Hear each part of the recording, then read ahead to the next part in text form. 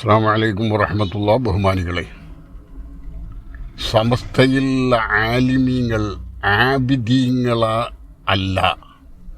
ആബിദീങ്ങൾ സമസ്ത ഉലമാക്കളിൽ വളരെ കുറഞ്ഞു വരുന്നു. അതൊരു സങ്കടമാണ് മക്കളെ. ആബിദീങ്ങളായ ആലിമീങ്ങൾ കുറഞ്ഞതുകൊണ്ടാണ് സമസ്തയിൽ പ്രശ്നം കൂടുതൽ. ഇന്നത്തെ സമസ്ത ഭൗതികമായി മാത്രം ചിന്തിക്കുന്നു. നബി തങ്ങൾക്ക് റസൂലുള്ള പഠിപ്പിച്ച കാര്യം ഏതാണെന്നറിയോ? ഈമാൻ. നബി തങ്ങൾക്ക് അള്ളാഹു ജിബ്രീൽ മുഖേന പഠിപ്പിച്ച കാര്യം എന്താണെന്നറിയോ? ഈമാൻ, ഇസ്ലാം, ഇഹ്സാൻ. ഈ 3 കാര്യങ്ങൾ.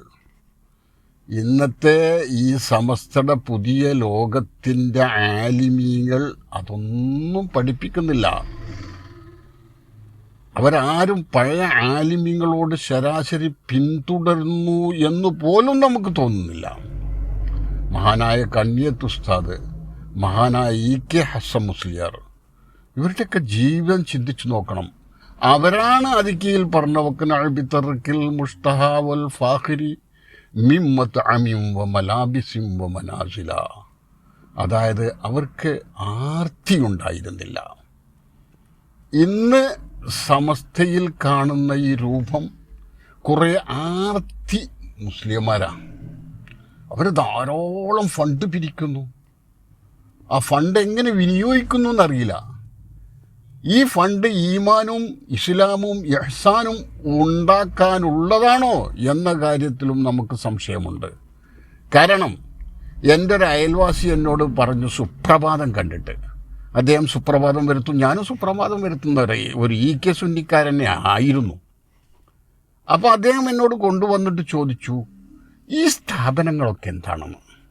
സുപ്രഭാതത്തിൻ്റെ മുൻപേജിൽ ഒരു ദിവസം കുറച്ച് മുമ്പ് സ്ഥാപനങ്ങൾ എഴുതിയിരുന്നു, കുറേ ഇംഗ്ലീഷ് പേരിലുള്ള കുറേ സ്ഥാപനങ്ങൾ. ഈ സ്ഥാപനങ്ങളെ കൊണ്ട് ഇഹ്സാൻ ഉണ്ടാകുമോ, ഈമാൻ ഉണ്ടാകുമോ, ഇസ്ലാം ഉണ്ടാകുമോ എന്ന കാര്യത്തിൽ എനിക്ക് പൂർണ്ണമായും സംശയമാണ്.